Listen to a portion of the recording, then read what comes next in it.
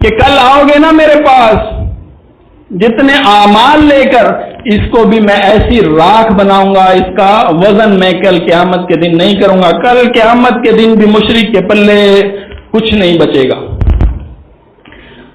فرمایا مثل الذین اتخذوا من دون اللہ اولیاء کمثل العنکبوت، جنہوں نے بنایا اللہ کے سوا دوسرے معبود، دوسرے کارساز، من دون اللہ، اللہ کے سوا جتنے کارساز بنائے، جتنے حاجت روا بنائے، جتنے مشکل کشا بنائے، جتنے داتا بنائے، جتنے دستگیر بنائے، فرمایا کہ ان کی مثال ایک مکڑی کی سی ہے۔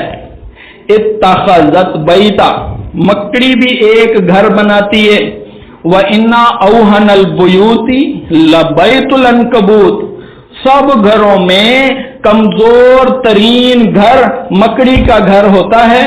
فرمایا لَوْ كَانُوا يَعْلَمُونَ، کاش یہ لوگ اس بات کو جانتے ہوتے۔ دیکھیں سب گھروں میں کمزور گھر مکڑی کا گھر ہے، کاش لوگ اس بات کو جانتے۔ کیا مطلب ہے؟ کیا مطلب ہے؟ سب گھروں میں کمزور گھر مکڑی کا گھر، ایک مکڑی کا گھر ایسا ہے نہ اسے سردی سے بچاتا ہے، نہ اسے گرمی سے بچاتا ہے، نہ اسے آندھی طوفان سے بچاتا ہے، نہ تیز ہوا کو وہ برداشت کر سکتا ہے، ایک تنکے کو بھی وہ برداشت نہیں کر سکتا۔